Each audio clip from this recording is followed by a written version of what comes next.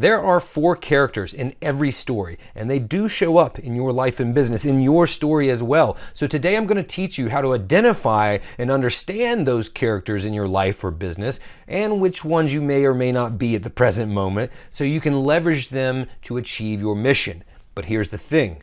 If you don't understand that, if you don't leverage them, if you don't identify them, they can be equally as destructive to your mission. Let's get into it. For us to look at these 4 characters today, we're going to use the works and thoughts and genius of 2 storytelling titans. It's no surprise that they both have similar, in my opinion, similar perspectives on these 4 characters that always seem to reveal themselves, that always seem to emerge from stories, either the stories that we read or the stories and journeys that we're actually living out ourselves in our own lives. These 2 storytelling titans are Donald Miller and Steven Pressfield. Donald Miller is the creator of StoryBrand and the author of Building a Story Brand, which has sold over 1 million copies. And if you've ever heard the marketing cliche of you're not the hero of your story, your customer is, you are the guide. Well, that most likely comes from Donald Miller. It's not completely an original thought, but he's the one who kind of coined that, and most people are regurgitating what he said. He's known all over the space. He's done a lot of great work in this space. And he says that there are 4 characters to every story, especially your own story. They are the hero, the victim, the villain, and the guide. Let's break them down. The hero, even though that term kind of gives the connotation of, the all-star, the one who wins the battle and never does any wrong, that's completely false. The hero is a real, flawed individual that faces struggles like we all do, but they have a goal. They want they are seeking some sort of transformation, and they are willing to go through the struggle in order to achieve that transformation. And that's why we identify with them so much. We root for them so much because we have struggles too, and we want to believe that on our best day, we can navigate those and overcome those obstacles and those struggles just like the hero does. When the hero faces their challenges or their obstacles, specifically those in the middle of the story in Act 2, which some people call the dark forest or the messy middle, Seth Godin calls it the dip, which always comes before the climax, and it feels like all hope is lost, most people quit. That goes back to what I was saying earlier about seeing yourself in the storyline and understanding that you're just in Act 2, you got to keep going. But most people don't understand that when they're in that tunnel vision mind frame, and so they quit or they think that's how their story ends.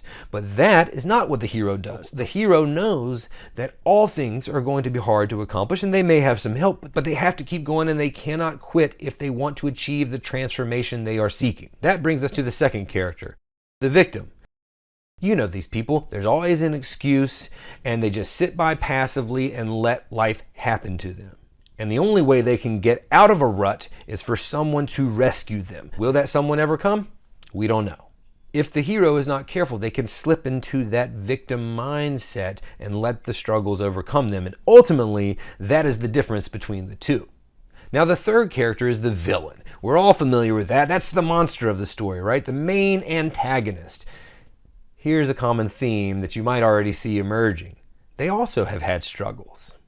But instead of letting life just happen to them like the victim, instead of overcoming those struggles, they're angry about those struggles. They want revenge. They want to make someone feel small because that's what makes them feel big. That's what fuels them. It's their lifeblood. It's their fuel that keeps them going, is suppressing other people's dreams and their missions.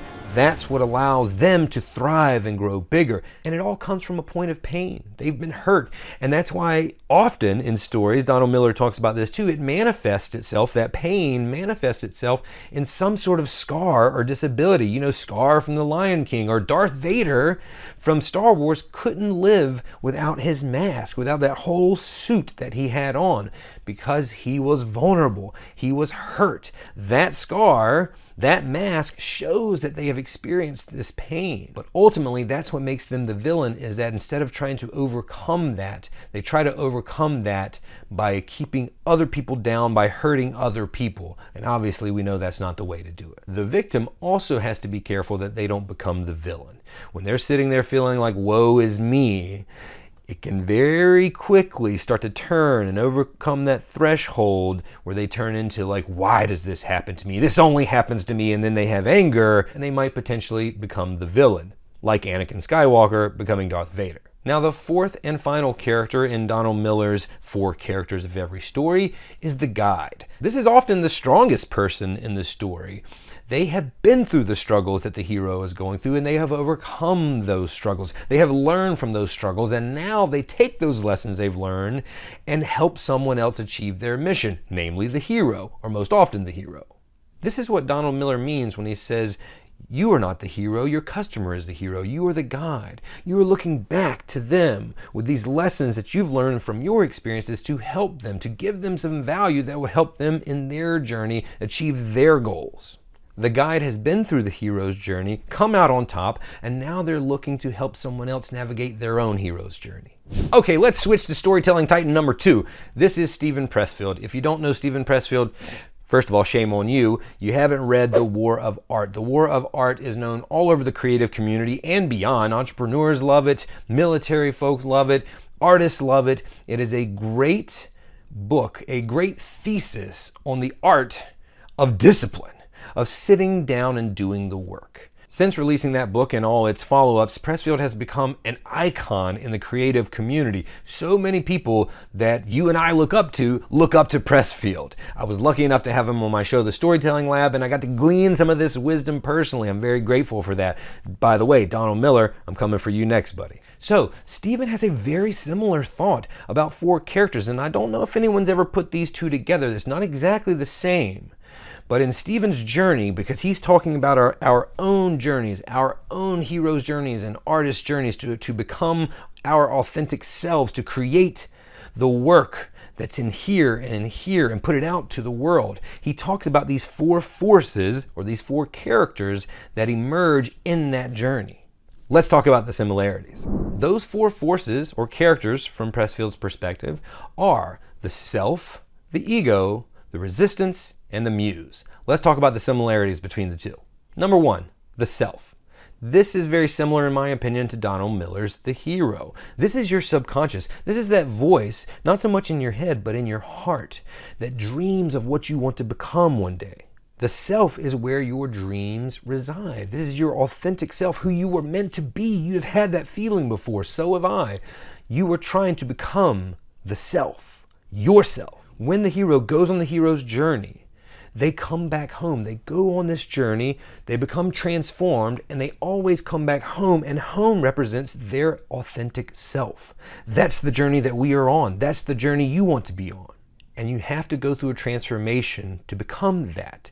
And you have to be willing, like the hero, to struggle to achieve that transformation. And it's not easy because we don't naturally exist. We don't come out being ourself. We come out in survival mode. Fight or flight responses, worried about life or death.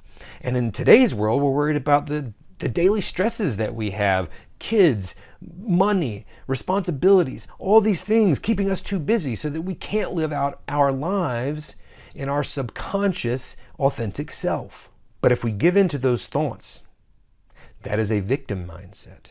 That is the mindset of the second character. Number 2, the ego. This is the force that is straight fear-based. It exists way in the back of your head, in your brainstem, in your amygdala, that creates that fight or flight response. It's trying to keep you alive, and ultimately that's a good thing. It tries to keep you alive, but it doesn't really let you live as your authentic self. This is that voice inside of your head that's saying, hey, don't do that, don't post that, they're all gonna laugh at you. It makes you feel that shame in your gut that prevents you from achieving your dream, from becoming your authentic self. The ego can't live, so it doesn't want yourself to live. This brings us to number 3, the resistance. The resistance, with a capital R, as Pressfield says, is the force that the ego uses to suppress that dream that you have inside of your heart. Pressfield describes it like this, and he told it to me on my show. He said, imagine there is a meadow, and there's one single tree in that meadow. That tree is your dream, and the sun is shining down on that tree, and the second thing that is created from that tree and the sunlight shining down on it is what? A shadow. That is the resistance. It is inherent to having a dream. It is the polar opposite. You can't have darkness without the light. They are 2 sides of the same coin. It exists if any dream exists.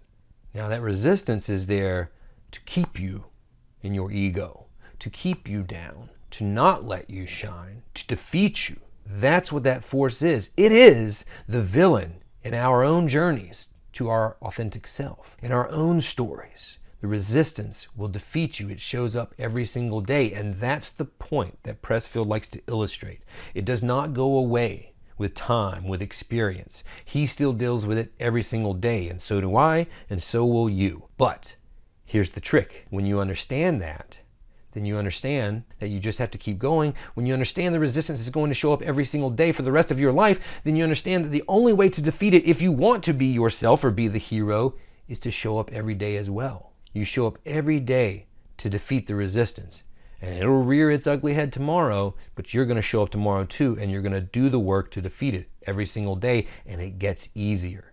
The more obstacles you go through and navigate and overcome in your life and in your story, the easier it becomes because you know they're inevitable, just like the resistance. The other thing that will help you overcome the resistance is number 4, the Muse. The Muse, in Pressfield's opinion, is the goddess that bestows creative gifts upon you. The Muse is your guide to help you show up every single day. But the Muse can be any creative force, any energy that is helping you along your journey. The best way Pressfield puts it is, the Muse is like a goddess flying around, kind of like St. Nicholas, kind of like Santa Claus, with these gifts on a sleigh overhead in the stars. And when she passes by, if you're not in that seat that day, she'll be a little frustrated with you, maybe put you on the bad boy list, but she'll come back and check on you tomorrow. If you're not again there tomorrow and the next day, eventually she'll say, I don't need to make this stop anymore. But if you are there every day doing the work, that's what excites her. And as she passes by each day, she'll drop these little gems, these little gifts of creativity. These are where ideas come from. Those creative sparks, when you have that breakthrough, that epiphany, that light bulb moment, that aha moment that happens, and you're like, where in the world did that idea come from? It came from the Muse. And the Muse only exists if you're sitting down and doing the work. Think about these 4 archetypes, these 8 archetypes between these 2 storytelling titans, Donald Miller and Steven Pressfield, and understand how you can use the identification of those 4 archetypes in your story to understand if you're starting to become one, to understand who might be playing the roles of one, and ultimately understand how you can best achieve your mission on your journey to becoming your authentic self. Hope this helps.